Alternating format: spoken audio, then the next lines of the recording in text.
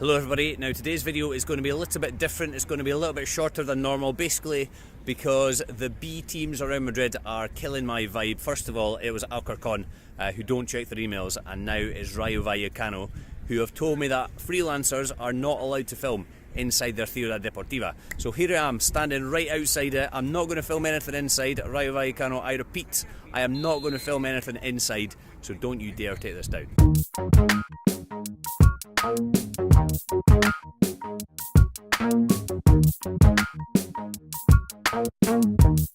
But nobody has said that I can't take photographs, so I'm hoping that these can give you an idea of what watching Rayo Vallecano B at the Ciudad Deportiva Fundación de Rayo Vallecano is like.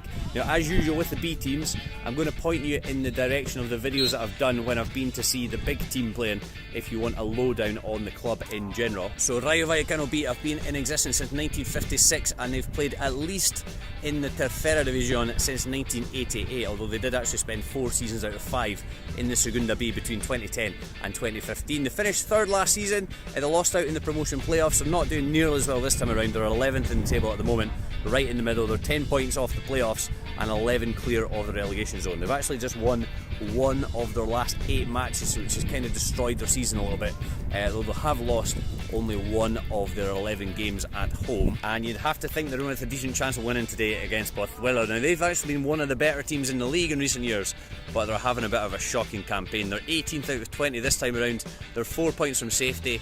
They've only taken 5 points from 12 away matches, 9 of which they've lost. Now, of course, when you come to watch a B team playing, you're hoping you're going to be in for a glimpse of seeing some future stars. Now, maybe the highest profile ex-players for Rayo Vallecano B are actually the current Rayo manager Michel, who played over 350 league games for the big team, as well as the current Rayo captain Adrian Barba, who's been a regular for Rayo over the last 4 seasons. You also have Alvaro Negredo, who loads of you will know, of course. He's had quite an illustrious career in various different countries. Now, just a quick word about the setup. It costs €10 to get into the complex, and once you're inside, you're free to wander around. I think there are maybe 5 or 6 pitches, and there's a little something for everybody. You've got boys games, girls games.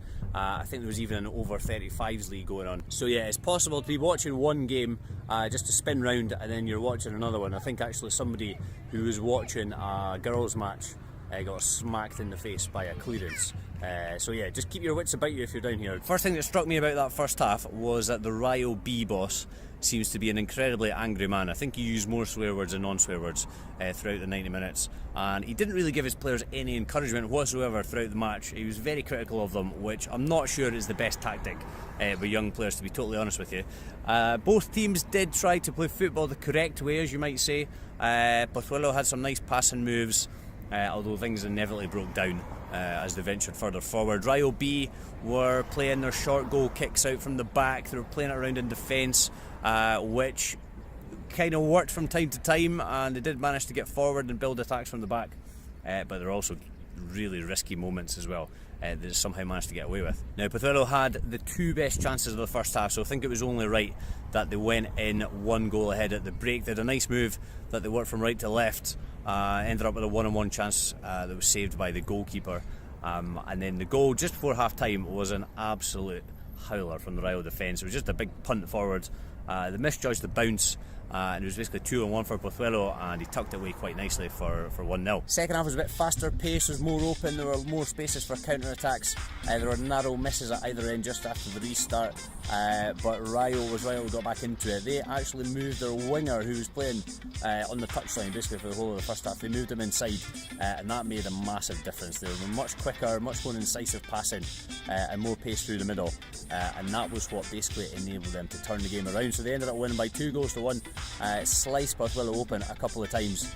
The winning goal came just with 5 minutes to go. Now, I've talked so many times before about B teams. It's really hard for me to get excited about coming to see a B team. Now, it's a great setup that they've got here with all the pitches and everything that's going on, but I maintain most supporters who go to see the B team games don't really care that much how they get on.